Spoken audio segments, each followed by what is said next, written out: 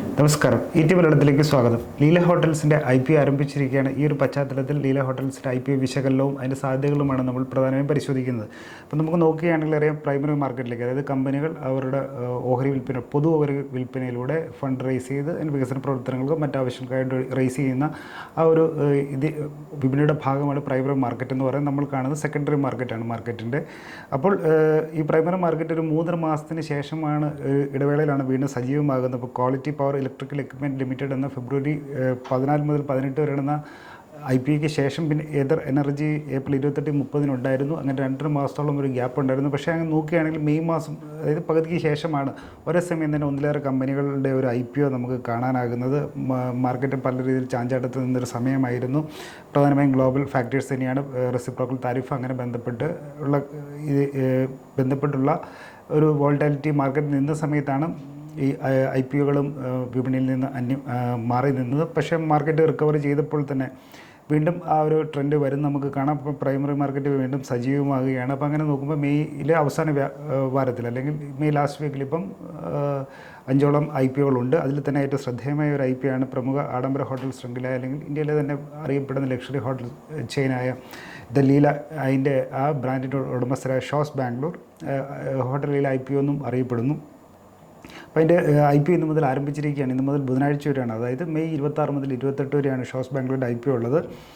അപ്പം മലയാളിയെ ക്യാപ്റ്റൻ കൃഷ്ണൻ നായർ സ്ഥാപിച്ച ഒരു ആഡംബര ഹോട്ടൽ ശൃംഖലയാണ് ലീല ഹോട്ടൽസിൻ്റെ IPOയുടെ നമ്മൾ വിശദാംശങ്ങളാണ് നോക്കുന്നത്. അപ്പോൾ ആദ്യം നേരത്തെ സൂചിപ്പിച്ചില്ല, മലയാളിയെ ക്യാപ്റ്റൻ കൃഷ്ണൻ നായർ സ്ഥാപിച്ച ഹോട്ടൽ ലീല ഷോസ് ബാംഗ്ലൂരിൻ്റെ എങ്ങനെ എത്തി നമുക്ക് നോക്കാം. അല്ലെങ്കിൽ ഷോസ് ബാംഗ്ലൂരിൻ്റെ ഒരു വിശദാംശം, പശ്ചാത്തലം എന്നാണ് നമുക്ക് നോക്കാം. അപ്പോൾ ഇപ്പോഴത്തെ നിലവിൽ ദ ലീല ബ്രാൻഡിൻ്റെ ഇപ്പോഴത്തെ ഉടമസ്ഥരാണ് ഷോസ് ബാംഗ്ലൂർ എന്ന് പറയുന്നത്. ക്യാപ്റ്റൻ കൃഷ്ണൻ നായർ 1986 സ്ഥാപിച്ച ലീല ഹോട്ടൽസ് കടക്കണിയിലായതിനെ തുടർന്നാണ് 2019 ലോകത്തെ ഏറ്റവും വലിയ ഓൾട്ടർനേറ്റീവ് ഇൻവെസ്റ്റ്മെൻറ്റ് മാനേജ്മെൻറ്റ് ഫേമായ ബ്രൂക്ക് ഫീൽഡിൻ്റെ സഹകരണത്തോടെയുള്ള, അല്ലെങ്കിൽ അതിൻ്റെ ഒരു ഉപകമ്പനിയായിട്ടുള്ള ഷോസ് ബാംഗ്ലൂർ ഏറ്റെടുക്കുന്നത്. ഇപ്പോൾ 2019 ഏറ്റെടുത്തു. ഇപ്പം വലിയ രീതിയിൽ എക്സ്പാൻഷനിലോട്ട് പോയിരുന്ന വലിയൊരു ഹോട്ടൽ ശൃംഖലയായിരുന്നു ഹോട്ടൽ ലീല ഹോട്ടൽസ്.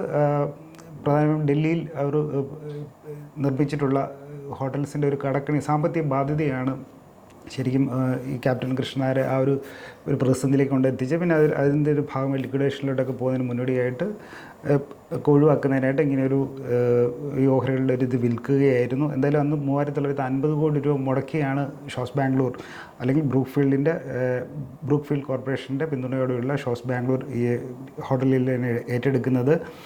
ലീലയുടെ ഡൽഹി, ബംഗളൂരു, ചെന്നൈ, ഉദയ്പൂർ ഹോട്ടലുകളും ആഗ്രയിലെ ഭൂമിയും ഉൾപ്പെടെയായിരുന്നു ആ ഒരു ഏറ്റെടുക്കൽ നടന്നത്. അതിനുശേഷം വലിയ രീതിയിലുള്ള വിപുലീകരണ പ്രവർത്തനങ്ങൾ കഴിഞ്ഞ ഒരു 6 വർഷത്തിനിടെ ബ്രൂക്ക് ഫീൽഡ് അല്ലെങ്കിൽ ഷോസ് ബാംഗ്ലൂർ നടത്തിയിട്ടുണ്ട്. 2,500ഓളം ഉണ്ടായിരുന്ന, അതായത് ഹോട്ടൽ ലീലയെ ഏറ്റെടുക്കുന്ന സമയത്ത്, അല്ലെങ്കിൽ ലീല ഹോട്ടൽസിനെ ഏറ്റെടുക്കുന്ന സമയത്ത് 2,500ഓളം മുറികളായിരുന്നു മൊത്തം ഉണ്ടായിരുന്നതെങ്കിൽ ഇപ്പം ഷോസ് ബാംഗ്ലൂർ ഏറ്റെടുത്തതിന് ശേഷം 3,400ലേക്ക് വർദ്ധിച്ചിട്ടുണ്ട്. ഇനി ഫർദർ എക്സ്പാൻഷൻ പ്ലാൻസും ഉണ്ട്.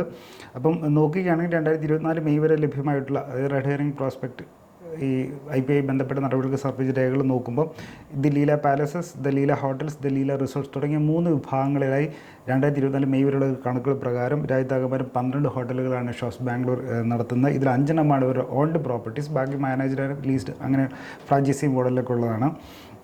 ഇതിലായിട്ട് 3,382 റൂമുകളാണ് ഒരു പ്രവർത്തന സജ്ജമായിട്ടുള്ളതായിട്ട് കാണാൻ കഴിയുന്നത്. ഇതിൽ ബാംഗ്ലൂർ, ചെന്നൈ, ഡൽഹി, ഉദയ്പൂർ, ജയ്പൂർ എന്നിവിടങ്ങളിലേക്കുള്ള ഒരു ഹോട്ടൽസ് എന്ന് പറയുന്നത്, ലീല ഹോട്ടൽസ് എന്ന് പറയുന്നത് വളരെ പ്രശസ്തി ആർജിച്ചാണ്. ആ ഒരു നഗരങ്ങളുടെ ഒരു ഐക്കണായിട്ട് തന്നെ മാറിയിട്ടുള്ള ഹോട്ടലുകളുമാണത്. ഇപ്പം നേരത്തെ സൂചിപ്പിച്ച 5 ഹോട്ടലുകളാണ് ഷോസ് ബാംഗ്ലൂരിനായിട്ടുള്ളത്. ബാക്കിയുള്ള ഹോട്ടലിൽ കമ്പനി മാനേജ് ചെയ്യുന്നതാണോ അത് ഓപ്പറേഷൻ ചെയ്ത് കൊടുക്കാൻ ഒരു ഫീസ് വാങ്ങുന്നുണ്ട്. പിന്നെ ഇപ്പം മുന്നോട്ടായാലും ഹൈബ്രിഡ് മോഡലും ഫ്രാഞ്ചൈസി മോഡലിലും ഒക്കെ ഉള്ള രീതിയിലുള്ള എക്സ്പാൻഷൻ അവർ പ്ലാൻ ചെയ്യുന്നത്. അതൊരു അസലൈറ്റ് മോഡൽ ബിസിനസ്സാണ്. ഇവർ പിയർ കോമ്പറ്റേഴ്സും ഒക്കെ അത് തന്നെയൊക്കെയാണ് ചെയ്യുന്നത്. എന്നാലും സൂചിപ്പിച്ചാണ്. ഇതിനോടൊപ്പം നോക്കുകയാണെങ്കിൽ 67 റെസ്റ്റോറൻറ്റുകളും ഈ കമ്പനി ഷോസ് ബാംഗ്ലൂർ നടത്തുന്നുണ്ട്. ഇനിയിപ്പോൾ പുതിയതായിട്ട് ഒരു ഉത്തർപ്രദേശ്, രാജസ്ഥാൻ, തെലങ്കാന, മധ്യപ്രദേശ്, മഹാരാഷ്ട്ര, ജമ്മു കാശ്മീരിലൊക്കെ തുടങ്ങിയ സംസ്ഥാനങ്ങളെ 8 പുതിയ ഹോട്ടലുകൂടി ആരംഭിക്കാനാണ് കമ്പനി ലക്ഷ്യമിടുന്നത്. അപ്പം 2024-25 സാമ്പത്തിക വർഷം നോക്കുകയാണെങ്കിൽ ഷോസ് ബാംഗ്ലൂർ അല്ലെങ്കിൽ ലീല ഹോട്ടൽസ് നേടിയ വരുമാനം 1,407 കോടിയും അറ്റാതെ 48 കോടിയുമാണ്. അപ്പോൾ കഴിഞ്ഞ തൊട്ട് മുന്നത്തെ 2 സാമ്പത്തിക വർഷങ്ങളിലും 2022-23 ആയാലും 2023-24 ആയാലും ഒരു പ്രവർത്തന നഷ്ടം രേഖപ്പെടുത്തിയിരുന്ന സ്ഥാനത്താണ് ഇപ്പോൾ കഴിഞ്ഞ ഈ സാമ്പത്തിക വർഷം 2024-25 മാർച്ച് തീർന്ന സാമ്പത്തിക വർഷത്തിൽ നെറ്റ് പ്രോഫിറ്റിലേക്ക് കമ്പനി എത്തിയിട്ടുണ്ടെന്നുള്ളത് വളരെ ശ്രദ്ധേയമാണ്. അപ്പം നിലവിൽ 3,909 കോടി രൂപയുടെ ഒരു നെറ്റ് കടബാധ്യത ഈ കമ്പനി റെഡ് ഹെറിംഗ് പ്രോസ്പെക്ടസിൽ പറഞ്ഞിട്ട് നമുക്ക് കാണാം. പക്ഷേ ഈ ഐപിഒയുടെ ഒരു മെയിൻ ഒബ്ജക്റ്റീവ് ഒന്ന് തന്നെ ഈ 2,300 കോടി രൂപ ഇതിൽ തിരിച്ചടയ്ക്കുക എന്നുള്ളതാണ്. അതേ IPOയിലൂടെ റേസ് ചെയ്യപ്പെടുന്ന ഇതിൻ്റെ അകത്തൊരു ഗണ്യമായൊരു ഭാഗം കമ്പനിയുടെ നിലവിലെ കടബാധ്യത തീർക്കുന്നതിനായിട്ടാണ്. അതൊരു പോസിറ്റീവുള്ളൊരു കാര്യം തന്നെയാണ്. ഇനി നമുക്ക് ലീല ഹോട്ടൽസ് അല്ലെങ്കിൽ ഷോസ് ബാംഗ്ലൂരിൻ്റെ ഒരു IPOയുടെ വിശദാംശങ്ങൾ നോക്കിയാൽ, അപ്പം 26 മുതൽ 28 വരെയാണ് IPOയുടെ ഓപ്പണിംഗ് ആൻഡ് ക്ലോസിംഗ് ഡേറ്റ് എന്ന് പറയുന്നത്. ഓഹരിയുടെ പ്രൈസ് ബാൻഡ് 413 മുതൽ 435 രൂപ വരെയാണ്. ഫേസ് വാല്യൂ 10 രൂപയാണ്. അപ്പം IPOയുടെ സൈസ് എന്ന് പറയുന്നത് 3,500 കോടിയാണ്. ഇതിൽ 2,500 കോടി ഫ്രഷ് ഇഷ്യൂ വഴിയും 1,000 കോടി രൂപ ഓഫർ ഫോർ സെയിൽ വഴിയുമാണ്. ഇതിൽ ഫ്രഷ് ഇഷ്യൂ എന്ന് പറയുമ്പോൾ പുതിയ ഓഹരികൾ അനുവദിച്ചിട്ട് ഫണ്ട് റേസ് ചെയ്യുന്നതാണ്. ഈ ഫ്രഷ് ഇഷ്യൂ വഴി ശേഖരിക്കുന്ന അല്ലെങ്കിൽ റേസ് ചെയ്യുന്ന പണമാണ് ശരിക്കും കമ്പനിയുടെ വികസന കാര്യങ്ങൾക്കായിട്ടും മറ്റും വിനിയോഗിക്കപ്പെടുക. അപ്പോൾ ഒരു IPOയിലായാലും ഫ്രഷ് ഇഷ്യൂ എന്തുമാത്രം ഉണ്ട്, അതിൻ്റെ ഒബ്ജക്റ്റീവിലാണ് നമുക്ക് ഒരു IPO പറ്റി അനലൈസ് ചെയ്യുന്ന പ്രധാനപ്പെട്ട ഘടകങ്ങളിരിക്കുന്നത്. ഓഫർ ഫോർ സെയിൽ എന്ന് പറയുമ്പോൾ ഈ IPO ചെയ്യുന്നതിന് മുന്നേ തന്നെ ഓൾറെഡി തന്നെ ആ കമ്പനിയുടെ പ്രൊമോട്ടറായിട്ടിരിക്കുന്നവരോ അല്ലെങ്കിൽ അതിൽ സ്റ്റേക്ക് എടുത്തിട്ടുള്ള ഇൻവെസ്റ്റേഴ്സ് അവർക്ക് എക്സിറ്റ് ചെയ്യാൻ വേണ്ടിയിട്ടോ അല്ലെങ്കിൽ അവർ കയ്യിലിരിക്കുന്ന ഓഹരികൾ കൈമാറ്റം നടക്കുന്നതിനാണ് ഓഫർ ഫോർ സെയിൽ എന്ന് പറയുന്നത്. അത് പൂർണ്ണമായിട്ട് അതിലൂടെ റേസ് ചെയ്യുന്ന എത്ര പൈസയായാലും ശരി, അത് ആ നിക്ഷേപകർക്ക് അല്ലെങ്കിൽ ആ പ്രൊമോട്ടറാണ് സ്റ്റേക്ക് ഡൈല്യൂട്ട് ചെയ്യുന്നതെങ്കിൽ അവരുടെ കയ്യിൽ എത്തിച്ചേരുക.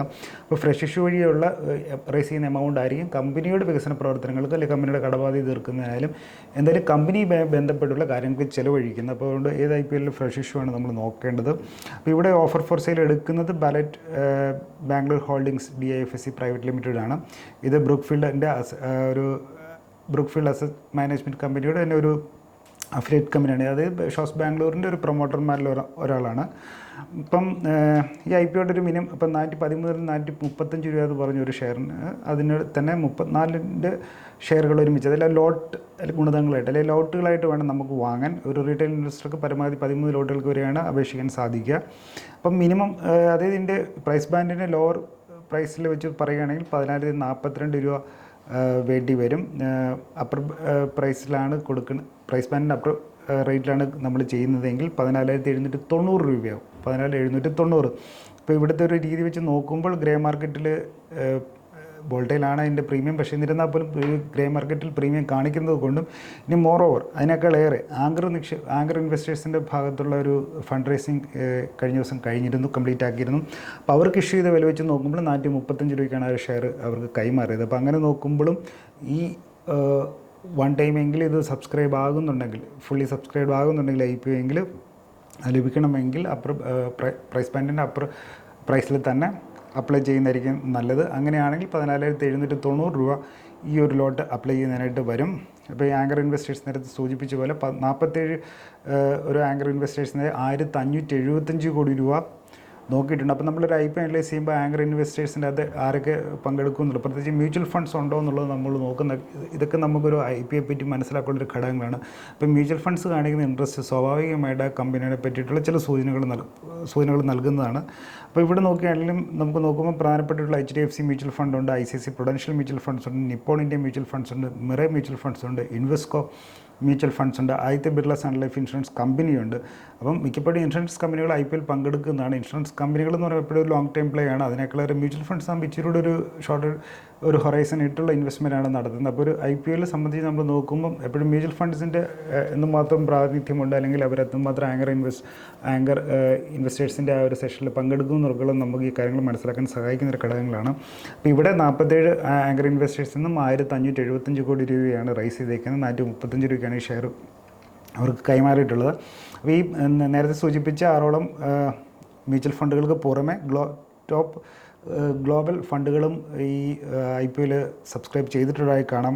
ഇപ്പോൾ തിങ്ക് ഇൻവെസ്റ്റ് അത് ഗോൾഡ്മാൻ സാക്സിൻ്റെ ഒരു അസോസിയേറ്റഡ് കമ്പനി തന്നെയാണ്. Think invest, Fidelity, Norges bank, Whiteoak, Lunate, UC Regents, TT international and വാഡ്ഫെറി തുടങ്ങിയ ഗ്ലോബൽ ഫണ്ടുകളും ഈ ഒരു ഓഹരി അല്ലെങ്കിൽ IPOയിൽ സബ്സ്ക്രൈബ് ചെയ്തിട്ടുണ്ടെന്നുള്ളത് നമുക്ക് പോസിറ്റീവായിട്ട് എടുക്കാം.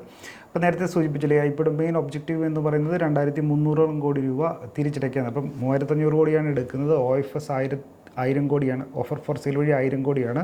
ഫ്രഷ് ഇഷ്യൂ വഴി 2500 കോടിയാണ്. നേരത്തെ സൂചിപ്പിച്ചു, അല്ലെങ്കിൽ ഈ 2500 കോടിയാണ് കമ്പനിയെ ബന്ധപ്പെട്ട ആവശ്യങ്ങൾക്ക് എടുക്കുക. ഓഫർ ഫോർ സെയിൽ വഴി കിട്ടുന്നതും നിലവിലെ നിക്ഷേപകർക്കായിരിക്കും കയ്യിലോട്ട് പോവുക. കമ്പനിയുടെ വികസന പ്രവർത്തനങ്ങൾക്ക് ആവശ്യമായിട്ട് വരത്തില്ല. അങ്ങനെ നോക്കുമ്പം ഫ്രഷ് ഇഷ്യൂ വഴി റേസ് ചെയ്യുന്ന 2500 കോടിയിൽ 2300 കോടി രൂപയും ഡെറ്റ് റീപേയ്മെൻറ്റിന് വേണ്ടിയിട്ട് തന്നെയാണ്. ആ ഡെറ്റ് റീപേയ്മെൻറ്റ് എന്നുള്ളത് ഒരു പോസിറ്റീവായിട്ട് എടുക്കാൻ കാര്യം കമ്പനിയുടെ കഴിഞ്ഞ 2 വർഷം ഒരു പ്രവർത്തന നഷ്ടം രേഖപ്പെടുത്തിയിരുന്നതാണ്. അപ്പം ഒരുപാട് ഒരു ഇൻട്രസ്റ്റിൻ്റെ കോസ്റ്റ് ഉണ്ട്, അല്ലെങ്കിൽ പലിശ ഭാരം കുറയും എന്നുള്ളൊരു നമുക്ക് ഇതിൻ്റെ ഒരു പോസിറ്റീവ്. അതെല്ലാം കമ്പനിയുടെ പ്രോഫിറ്റബിലിറ്റി കൂട്ടുന്ന ഒരു ഘടകങ്ങളാണ്. ഇപ്പോൾ സൂചിപ്പിച്ചത് ഈ IPOയുടെ ഒബ്ജക്റ്റീവ് എന്ന് പറയുന്നത് ഈ ഡെറ്റ് റീപേയ്മെൻറ്റാണ്. 2300 കോടിയോളം രൂപ ഡെറ്റ് റീപേയ്മെൻറ്റിലേക്ക് മാറ്റും. 3900 കോടി രൂപയാണ് നില റീപേയ്മെൻറ്റ്. അപ്പോൾ അത് തന്നെ ഒരു 60% കടം മാറുന്നു എന്നുള്ളത് വളരെ പോസിറ്റീവായിട്ട് എടുക്കാം. ബാക്കി ജനറൽ കോർപ്പറേറ്റ് പർപ്പസിനായിട്ടാണ് ഏകദേശം 200 കോടി രൂപ ചെലവഴിക്കപ്പെടുക. അപ്പം മെയ് 29 ഒരു ടെൻറ്റേറ്റീവ് ഡേറ്റ് ആയിട്ടുള്ളത് ഇതിൻ്റെ അലോട്ട്മെൻറ്റ്, IPL ഷെയർ അലോട്ട്മെൻറ്റ്. ഇപ്പം ഫുള്ളി സബ്സ്ക്രൈബ്ഡ് ആണെങ്കിൽ തിരഞ്ഞെടുക്കപ്പെടുന്ന അല്ലെ അർഹരാകുന്ന നിക്ഷേപകരുടെ അക്കൗണ്ടിലേക്ക്, ഡിമാറ്റ് അക്കൗണ്ടിലേക്ക് മെയ് 30 ലീല ഹോട്ടൽസ് അല്ലെങ്കിൽ ഷോസ് ബാംഗ്ലൂരിൻ്റെ ഓഹരികൾ ക്രെഡിറ്റ് ചെയ്യപ്പെടുക. June 2 tentative date. BSE NSE തുടങ്ങിയ നാഷണൽ സ്റ്റോക്ക് എക്സ്ചേഞ്ച് തുടങ്ങി 2 ദേശീയ പ്രധാനപ്പെട്ട സ്റ്റോക്ക് എക്സ്ചേഞ്ചിലും ഓഹരി ലിസ്റ്റ് ചെയ്യപ്പെടും. നിലവിൽ 10% ഓഹരികളാണ് റീറ്റെയിൽ നിക്ഷേപകർക്ക് മാറ്റിവെച്ചിട്ടുള്ളത്. ഇനി ഇതിൻ്റെ ഒരു IP അനാലിസിസ് നോക്കുകയാണെങ്കിൽ, കമ്പനിയുടെ ഒരു അനാലിസിസ് നോക്കുകയാണെങ്കിൽ ഇതിനകത്ത് പ്രധാനമായിട്ടും ഇപ്പോൾ ഇവരൊരു സ്ട്രെങ്ത് പറയാനാണെങ്കിൽ ഇപ്പം ഒരു സ്ട്രോങ് ബ്രാൻഡ് റെക്കഗ്നീഷൻ ഉണ്ട്. ഇപ്പം വെൽ എസ്റ്റാബ്ലിഷ്ഡ് ആണ് ലീല എന്നുള്ള ഒരു വെൽ എസ്റ്റാബ്ലിഷ്ഡ് ബ്രാൻഡാണ്. റിനൗഡ് ലക്ഷറി ബ്രാൻഡാണ് ഇന്ത്യയിലെ തന്നെ. അപ്പോൾ ഇത് ഹോസ്പിറ്റാലിറ്റി സെക്ടറിൻ്റെ അവിടെ വളർച്ചയിലൊക്കെ അതിനുള്ള നേട്ടം കൊയ്യാൻ പറ്റുന്ന ഒരു ഇത് തന്നെയാണ്. എക്സ്പീരിയൻസ് മാനേജ്മെൻ്റ് ആണ്, ഒരു സ്ട്രാറ്റജിക് ഫോക്കസ്, അതൊരു ലക്ഷറി സെഗ്മെൻറ്റ് ഫോക്കസ് ചെയ്തിട്ടുള്ള തന്നെ ഒരു പ്ലേ ആണ് ഈ സെക്ടറിൽ, ഹോസ്പിറ്റാലിറ്റി സെക്ടറിൽ ഇവർ ചെയ്യുന്നത്. നമുക്കറിയാം കഴിഞ്ഞ 2 ഫിനാൻഷ്യൽ ഇയറിലും ലോസ് കാണിച്ചിട്ട് ഇപ്പോൾ പ്രോഫിറ്റിലേക്ക് വന്നു, ഡെറ്റ് റീപേയ്മെൻറ്റൊക്കെ വരുന്നു. അപ്പോൾ ഇമ്പ്രൂവിങ് ഫിനാൻഷ്യൽസ് എന്നുള്ളതൊരു ഒരു കമ്പനിയുടെ സാമ്പത്തിക അല്ലെങ്കിൽ ഫിനാൻഷ്യൽസ് ഇത് ബെറ്റർ ആകും എന്നുള്ളതും അല്ലെങ്കിൽ ഇമ്പ്രൂവ് ചെയ്യുന്നു എന്നുള്ളൊരു പോസിറ്റീവ് തന്നെയാണ്. പിന്നെ ബ്രൂക്ക് ഫീൽഡിൻ്റെ ബാക്കിംഗ് ഉണ്ട്. അതായത് ബ്രൂക്ക് ഫീൽഡ് അസറ്റ് മാനേജ്മെൻറ്റ് എന്ന് പറഞ്ഞാൽ ലോകത്തെ ഏറ്റവും വലിയ ഓൾട്ടർനേറ്റീവ് അസറ്റ് മാനേജ്മെൻറ്റ് കമ്പനികളിലൊന്നാണ്. അപ്പോൾ അവരുടെ ആ ഇൻവെസ്റ്റ്മെൻറ്റിൻ്റെ അകത്തുള്ള ഒരു അനാലിസിസ്, അവരുടെ ആ ഒരു ഫോർസിയൊക്കെ ഉള്ള പവർ, ഇതൊക്കെ വെച്ച് നോക്കുമ്പോൾ അതായത് അവരുടെ ഒരു പെഡിഗ്രി ഇപ്പോഴത്തെ ഈ കമ്പനിയുടെ നടത്തിപ്പിനെ ഒരു പോസിറ്റീവായിട്ട് നമുക്ക് കാണാം. പിന്നെ അസറ്റ് ലൈറ്റ് എക്സ്പാൻഷനാണ് മുന്നോട്ടായാലും. അപ്പോൾ അതുകൊണ്ട് തന്നെ വലിയ ക്യാപിറ്റൽ എക്സ്പെൻസീവായിട്ടുള്ള ഒരു ഇൻവെസ്റ്റ്മെൻറ്റ് വരാതെ തന്നെ പ്രോപ്പർട്ടി ഓണർഷിപ്പിന് വേണ്ടിയിട്ട് അധികം വലിയ കാശ് മുടക്കാതെ തന്നെയുള്ള എക്സ്പാൻഷൻ വരുന്നത് ഒരു വിധത്തിൽ ഗുണമാണ്. കാര്യം ഇതിൻ്റെ നെഗറ്റീവായിട്ടൊന്നും പറയാനിരിക്കുന്നതിൻ്റെ കോൺസെൻട്രേഷൻ റിസ്ക്കുകളാണ്. നോക്കിയാലും ഒരു കസ്റ്റമർ ലോയൽറ്റി നോക്കുമ്പോൾ വളരെ ഹൈ ആയിട്ട് ഇതിനെ കാണാം ലീലയുടെ. ഇതിൻ്റെ വീക്ക്നെസ് നോക്കുകയാണെങ്കിൽ നമുക്ക് പ്രധാനമായിട്ടും പറയാനുള്ളത് ഒരു കോൺസെൻട്രേഷൻ റിസ്ക് തന്നെയാണ്. അപ്പോൾ അതായത് ഷോസ് ബാംഗ്ലൂർ ലിമിറ്റഡ് അല്ലെങ്കിൽ ലീല ഹോട്ടൽസിൻ്റെ പ്രധാനമായിട്ടും ഉള്ള 5 അസറ്റ് അല്ലെങ്കിൽ 5 ഹോട്ടൽസ് നോക്കുമ്പോൾ ആ 5 ഹോട്ടൽസാണ് കമ്പനിയുടെ 94% റവന്യൂ നൽകുന്നത്. ഇതിൽ തന്നെ നോക്കുവാണെങ്കിൽ 2 അസറ്റ് അല്ലെങ്കിൽ 2 ഹോട്ടൽസാണ് 55% റവന്യൂ കിട്ടുന്നതിൻ്റെ പകുതിയിലധികവും. അത് ബാംഗ്ലൂരും ഡൽഹിയിൽ നിന്നുള്ള ഹോട്ടൽസാണ് നൽകുന്നത്. അപ്പോൾ ഇവിടെ ഒരു കോൺസെൻട്രേഷൻ റിസ്ക് ഉള്ളതെന്ന് പറഞ്ഞാൽ ഇപ്പോൾ ഇവിടെ എന്തെങ്കിലും ഈ പറഞ്ഞ സ്ഥലങ്ങളിൽ എന്തെങ്കിലും നാച്ചുറൽ കലാമിറ്റിയോ അല്ലെങ്കിൽ ഇപ്പോഴത്തെ ഒരു അൺഫേവറബിൾ ആയിട്ട് ലോക്കലായിട്ടുള്ള അല്ലെങ്കിൽ പൊളിറ്റിക്കലായിട്ടുള്ള ഒരു പ്രശ്നങ്ങൾ ഉണ്ടാവുകയാണെങ്കിൽ, അല്ലെങ്കിൽ എക്കണോമിക് ഇവൻറ്റുകൾ ഉണ്ടാകുകയാണെങ്കിൽ സ്വാഭാവികമായിട്ട് കമ്പനിയുടെ മൊത്തം പ്രകടനത്തെ സാരമായി ബാധിക്കാം എന്നുള്ളതാണ് ഒരു ഇത്. അപ്പോൾ എക്സ്പെൻഷൻ പ്ലാനുകളൊക്കെ വെച്ചിട്ടുള്ള പ്രകാരം അങ്ങനെ റവന്യൂവിൻ്റെ ഒരു സോഴ്സ് അല്ലെങ്കിൽ റവന്യൂവിൻ്റെ ബേസ് ഡൈവേഴ്സിഫൈ ചെയ്യുന്നതിൽ വിലപ്പെടുകയാണെങ്കിൽ ഈ 2 അസറ്റുകളിൽ നിന്നുള്ള ഒരു ഡിപ്പെൻഡൻസ് കുറയുകയാണെങ്കിൽ ഈ ഒരു റിസ്ക് മാറും. അല്ലെങ്കിൽ തീർച്ചയായിട്ടും വളരെയധികം എക്സ്പെൻഷൻ ലോൺ പറഞ്ഞിട്ടുള്ളതുകൊണ്ട് തന്നെ. പക്ഷേ എനിവേ ഇതിൻ്റെ ഏറ്റവും വലിയ റിസ്ക്കുകളൊന്നും ഈ കോൺസെൻട്രേഷൻ റിസ്ക്കാണ്. ബാംഗ്ലൂർ, ഡൽഹി എന്നുള്ള 2 അസറ്റുകൾ അല്ലെങ്കിൽ ഹോട്ടലുകളിൽ നിന്നുള്ളതാണ് ഇതിൻ്റെ നിലവിലത്തെ റവന്യൂവിൻ്റെ 50% നൽകുന്നു എന്നുള്ളതാണ്. പിന്നെ പ്രൊമോട്ടർ ഹോൾഡിങ്ങിൻ്റെ ഒരു പ്ലെഡ്ജ് ഉണ്ട്. അതൊരു മെറ്റീരിയൽ റിസ്ക് ആയിട്ട് തന്നെ നമുക്ക് കാണാം. അപ്പോൾ റെഡ് ഹെയറിംഗ് പ്രോസ്പെക്റ്റീവ്സ് നോക്കുമ്പോൾ 5.27 കോടി ഓഹരികൾ, ഇത് ഷോസ് ബാംഗ്ലൂർ ലിമിറ്റഡിൻ്റെ 5.27 കോടി ഓഹരികൾ, അത് പ്രൊമോട്ടറായ project ballet Bangalore holdings state bank of ഇന്ത്യയിൽ ഈടുവെച്ചിട്ടുണ്ട് അല്ലെങ്കിൽ പണയപ്പെടുത്ത പ്ലെഡ്ജ് ചെയ്തിട്ടുണ്ട്. അപ്പം ഈ ഇഷ്യൂവിന് ശേഷം അല്ലെങ്കിൽ IPOയ്ക്ക് ശേഷം നോക്കുമ്പോൾ 30% ആ ഒരു പ്രൊമോട്ടർ ഹോൾഡിങ്ങിൻ്റെ ഒരു പ്ലെഡ്ജാണെന്ന് പറയാം. അത് പ്രൊമോട്ടർ പ്ലെഡ്ജിങ് എപ്പോഴും ഒരു കൺസേൺ തന്നെയാണ്. പക്ഷേ ഇപ്പോൾ ഇതാണ് എൻ്റെ 2ാമത് റിസ്ക് ആയിട്ട് പറയാനുള്ളത്. പിന്നെ റിട്ടേൺ റേഷ്യോ നോക്കുമ്പോഴും അതിൻ്റെ പിയേഴ്സ് ഇപ്പം ഇന്ത്യൻ ഹോട്ടൽസ് ആയാലും ഈസ്റ്റ് ഇന്ത്യ ഒബ്രോയുടെ ആയിട്ടായാലും ITC ഹോട്ടൽസായിട്ട് കമ്പയർ ചെയ്യുമ്പം പുറകിലാണെന്ന് നമുക്ക് കാണാം. പക്ഷേ ഇപ്പം കഴിഞ്ഞ 2 സാമ്പത്തിക വർഷത്തെ വെച്ച് നോക്കുമ്പോൾ ഒരു നെഗറ്റീവ് ഏണിംഗ് പെർ ഷെയർ ആയാലും നെഗറ്റീവ് നെറ്റ് അസറ്റ് വാല്യൂ വെച്ചൊക്കെ നോക്കുമ്പോൾ നമുക്ക് ട്രഡീഷണൽ ആയിട്ടുള്ളൊരു valuation matrix return on net worth നമുക്ക് ഇതിനകത്ത് ആപ്ലിക്കബിൾ ആകത്തില്ല. പകരം നമ്മൾ നോക്കുകയാണെങ്കിൽ ഒരു പ്രോമിസിംഗ് ആയിട്ട് ഗ്രോത്ത് സ്റ്റോറി അല്ലെങ്കിൽ ഇന്ത്യയുടെ ലക്ഷറി ഹോസ്പിറ്റൽ മാനേജ്മെൻറ്റിൻ്റെ അകത്തുള്ളൊരു വളർച്ച അവരുടെ ഇവർക്ക് ചെയ്യാൻ പറ്റുന്ന കാര്യം അസലൈറ്റ് ഓറിയൻറ്റഡ് ആയിട്ടുള്ള ഒരു മോഡൽ ചെയ്യുന്ന സ്ട്രോങ് ബ്രാൻഡ് പൊസിഷനിങ് ഉണ്ട്. ഇതൊക്കെ വെച്ച് ചെയ്യാവുന്നൊരു ബിസിനസ് ഫോർവേഡ് നോക്കി മാത്രമേ നമുക്ക് ഈ കാര്യത്തിൽ പറയാൻ കഴിയൂ. പക്ഷേ നിലവിലത്തെ രീതി നോക്കിയാലും കറണ്ട് വാല്യൂഷൻ, അതായത് ഇപ്പോൾ ഈ മുന്നോട്ടുള്ള സാധ്യതകളൊക്കെ ഓൾറെഡി ഒരു പ്രൈസ്ഡ് ഇൻ ആയിട്ടുള്ളൊരു വാല്യൂഷനാണ് ഇവർ വെച്ചേക്കുന്നത്. അതുകൊണ്ട് ഫെയർലി പ്രൈസ്ഡ് എന്ന് മറ്റൊരർത്ഥത്തിലും വേണമെങ്കിൽ പറയാം. അപ്പോൾ അതുകൊണ്ട് തന്നെ ഇത് ലോങ് ടൈം പ്ലേ ആണെന്നുള്ളത് ഇതിൽ നിന്ന് വ്യക്തമാണ് ഈ ഒരു IPO എന്നുള്ളത്. പിന്നെ മാനേജ്മെൻറ്റ് ഒരു കോൺഫിഡൻ്റ് ആണ്, വളരെ അതിൻ്റെ ട്രഡീഷൻ നോക്കും, അതിൻ്റെ ലീല ഹോട്ടൽസിൻ്റെ ആ ഒരു ട്രഡീഷൻ മെയിൻറ്റെയിൻ ചെയ്യുന്നതിനായാലും പ്ലാന്റ് എക്സ്പാൻഷനിലൊക്കെ കൃത്യമായിട്ട് സമയത്ത് തന്നെ പൂർത്തീകരിക്കാം, അങ്ങനെ റവന്യൂ ജനറേറ്റ് ചെയ്യുന്നതിലൊക്കെ വളരെ കോൺഫിഡൻസ് ആണ് അവരുടെ കമൻട്രികൾ നമുക്ക് കാണുമ്പോഴും പല പ്രസ്താവനകൾ കാണുമ്പോൾ നമുക്ക് മനസ്സിലാകുന്നത്. അപ്പോൾ എന്തായാലും ഫിനാൻഷ്യൽ 2022-23 കഴിഞ്ഞ 2 സാമ്പത്തിക വർഷം നിന്ന് മാറി ഫിനാൻഷ്യൽ ഇമ്പ്രൂവ് ചെയ്യുന്ന നമുക്ക് പ്രകടമായിരുന്നു. ഇപ്പോൾ ഈ കഴിഞ്ഞ മാർച്ചിൽ തീർന്ന ഫിനാൻഷ്യൽ ഇയർ നോക്കുമ്പോൾ 2024-25 ഫിനാൻഷ്യൽ ഇയർ നോക്കുമ്പോൾ കമ്പനി ഒരു പ്രോഫിറ്റിലേക്ക് എത്തിയത് നമുക്ക് പ്രത്യേകിച്ച് ഈ എക്സ്പാൻഷൻ പ്ലാനിലൂടെ നിൽക്കുന്ന സമയത്ത് ഡെറ്റ് റീപേയ്മെൻ്റ് വരുന്ന സമയത്ത് നോക്കുമ്പോൾ വളരെ ഇതാണ്. അപ്പം ഇവിടെയാണ് ഈ പറഞ്ഞ ഭാഗത്തൊക്കെ വരുമ്പോഴാണ് ഈ IPOയുടെ മുഖ്യ ഒബ്ജക്റ്റീവായിട്ടുള്ള ഡെറ്റ് റീപേയ്മെൻറ്റിൻ്റെ ഒരു സിഗ്നിഫിക്കൻസ് വരുന്നത്. അപ്പോൾ ഒരു ഫിനാൻസ് കോസ്റ്റ് വളരെയധികം ഡ്രാസ്റ്റിക്കലി കുറയും. കാര്യം വെച്ചാൽ ഇപ്പോഴുള്ള കടത്തിന് ഏകദേശം 60% റീപേയ്മെൻറ്റ് ചെയ്യുന്നതെന്ന് പറയുന്നതിന് ഫിനാൻസ് കോസ്റ്റ് വളരെയധികം കുറയുന്ന പ്രോഫിറ്റബിലിറ്റീനെ ലിവറേജൊക്കെ എടുക്കാൻ, മുന്നോട്ടുള്ള എക്സ്പാൻഷന് വേണമെങ്കിൽ ലിവറേജൊക്കെ എടുക്കാനുള്ള ഒരു കാപ്പബിലിറ്റി നൽകുന്നൊരു ഘടകമാണ്. ഇപ്പം ഇപ്പോൾ ഈ ഒരു ഫിനാൻഷ്യൽ ഡേറ്റ വെച്ച് നോക്കുമ്പോൾ പറഞ്ഞ പോലെ തന്നെ ഒരു ലോങ് ടൈം പ്ലേ മാത്രമാണ് നമുക്കിൽ നിന്ന്, അല്ലെങ്കിൽ വളരെ ഒരു ക്യാഷ് റിച്ച് ആയിട്ടുള്ള അല്ല അത്യാവശ്യം സർപ്ലസ് ഫണ്ട് ഇരിക്കുന്ന വെൽ ഇൻഫോംഡ് ആയിട്ടുള്ള ഇൻവെസ്റ്റേഴ്സിൻ്റെ ലോങ് ടൈം രീതിയിൽ മാത്രം മോഡറേറ്റ് ഗെയിൻ പ്രതീക്ഷിച്ച് അപ്ലൈ ചെയ്യാൻ പറ്റുന്നൊരു IPO ആണിത്. ഇനി ഇത് നേട്ടത്തിൽ ലിസ്റ്റ് ചെയ്യുമെന്ന് ചോദിച്ചാൽ നമ്മളിപ്പോൾ കഴിഞ്ഞ ഒരു ഇതിൻ്റെ ഒരു നോക്കുകയാണെങ്കിൽ പല രീതിയിലുള്ള ചാഞ്ചാട്ടം നമുക്ക് കാണാം. അപ്പോൾ കഴിഞ്ഞ ആഴ്ചയിൽ ആദ്യം 12 കാണിച്ചിരുന്നു, പിന്നെ 14ലേക്ക് വന്നു. അപ്പോൾ ഗ്രേ മാർക്കറ്റ് എന്ന് പറയുമ്പം ഈ ഓഹരിൽ ലിസ്റ്റ് ചെയ്യപ്പെടുന്നതിന് മുന്നേ നടക്കുന്നൊരു ഒരു അനൗദ്യോഗികം അൺഒഫീഷ്യലായിട്ട് നടക്കുന്ന ഷെയർ ചേഞ്ച് ചെയ്യപ്പെടുന്ന ഒരു പ്ലേസാണ്. അതൊരു നോക്കുകയാണെങ്കിൽ ഇപ്പം 12 ഉണ്ടായിരുന്നു, 14 ഉണ്ടായിരുന്നു, ഇടയ്ക്ക് 20 വന്നു. അപ്പോൾ ഇടയ്ക്ക് പിന്നെയും ഡ്രോപ്പ് ചെയ്ത് 13ലേക്ക് പോയി, വീണ്ടും 14ലേക്ക് അല്ലെങ്കിൽ 16ലേക്ക് വന്നിട്ടുണ്ട്. അപ്പം നോക്കുകയാണെങ്കിൽ ഒരു വലിയ രീതിയിലുള്ള ഇതൊരു ബെസ്റ്റായിട്ട് നോക്കുന്ന സമയത്ത് പോലും ഒരു സിംഗിൾ ഡിജിറ്റിലുള്ള ഒറ്റയക്കത്തിലുള്ള ഒരു ലിസ്റ്റിംഗ് ഗെയിനിൻ്റെ ഒരു സൂചനയാണ് കാണിക്കുന്നത്. ഇപ്പോൾ നിലവിലുള്ള ഈ 13 ആയാലും ഇപ്പം 435 രൂപയ്ക്കാണ് ഇഷ്യൂ ചെയ്യുന്നതെങ്കിൽ എന്ന് പറയുമ്പോൾ 3%, 4% വരുന്നുള്ളൂ. അപ്പോൾ ഒരു ലിസ്റ്റിംഗ് ഗെയിൻ പ്രതീക്ഷിച്ചിട്ടുള്ള ഒരു ഇതല്ല. ഈ ട്രെൻഡ് ജൂൺ 2 വരെ ലിസ്റ്റ് ചെയ്യുന്നിടം വരെ ട്രെൻഡ് നിലനിർത്തിയാൽ മാത്രമാണ് ലിസ്റ്റിംഗ് ഗെയിൻ കിട്ടുക. അതിനേക്കാളേറെ ഒരു പോർട്ട്ഫോളിയോ ഡൈവേഴ്സിഫൈ ചെയ്യേണ്ടവർക്ക് ഇന്ത്യൻ ഹോസ്പിറ്റാലിറ്റി സെക്ടറിൻ്റെ ഒരു ഫ്യൂച്ചറൊക്കെ വളരെ പ്രോമിസിങ് തന്നെയായിട്ടാണ് ഉള്ളത്. അപ്പം നിലവിൽ ഇന്ത്യൻ ഹോട്ടൽസ് ഉണ്ട്, ടാറ്റ ഗ്രൂപ്പിൻ്റെ ഈസ്റ്റ് ഇന്ത്യ ഹോട്ടൽസ് നോക്കുകയാണെങ്കിൽ ട്രൈഡൻറ്റിൻ്റെ ഉണ്ട്, ITC ഹോട്ടൽസ് ഉണ്ട്. അപ്പോൾ അങ്ങനെ നോക്കുമ്പോൾ ഒരു പുതിയൊരു ഡൈവേഴ്സിഫിക്കേഷൻ നോക്കുന്നവർക്കെന്നുള്ള രീതിയിൽ ലോങ് ടൈമിലേക്ക് എന്നുള്ള രീതിയിലാണിത് പറയാൻ കഴിയുക. ഇതാണ് സൂചിപ്പിക്കുകയുള്ളത്. ഇപ്പം ഈ IPOയുടെ GMB ട്രെൻഡ് നോക്കുകയാണെങ്കിൽ അത്ര ഒരു ഇതല്ല, ഒരു വോൾട്ടൈലിൽ തന്നെയാണ്. നമുക്ക് ഈ ട്രെൻഡ് അതുവരെ ഈ നിൽക്കുകയാണെങ്കിൽ മാത്രമായിരിക്കും ലിസ്റ്റിംഗ് കയറി നമുക്ക് പ്രതീക്ഷിക്കാൻ പോലും കഴിയുള്ളൂ. എന്തായാലും ബാക്കിയുള്ള ഒരു സ്ട്രോങ് ആയിട്ടുള്ളൊരു കുഴപ്പമില്ലാത്തൊരു ഇതിൻ്റെ ബാക്ക്ഗ്രൗണ്ട് തന്നെയാണ് മനസ്സിലാക്കുന്നത്. ഫിനാൻഷ്യൽസ് ഇമ്പ്രൂവ് ചെയ്യുന്നതിനെ നമുക്കൊരു പോസിറ്റീവായിട്ട് എടുക്കാം. അപ്പം ഞാനൊരു സെബി രജിസ്റ്റേർഡ് അനലിസ്റ്റ് ഒന്നുമല്ല. ഈ IPO ബന്ധപ്പെട്ട കാര്യങ്ങൾ ഒരു അക്കാഡമിക് പർപ്പസിൽ ഷെയർ ചെയ്യുന്നു മാത്രം. അപ്പോൾ എല്ലാവർക്കും നല്ലതിനെ ആശംസിച്ച് നിർത്തുന്നു. നമുക്ക് വീണ്ടും കണ്ടുമുട്ടാം. നന്ദി, നമസ്കാരം.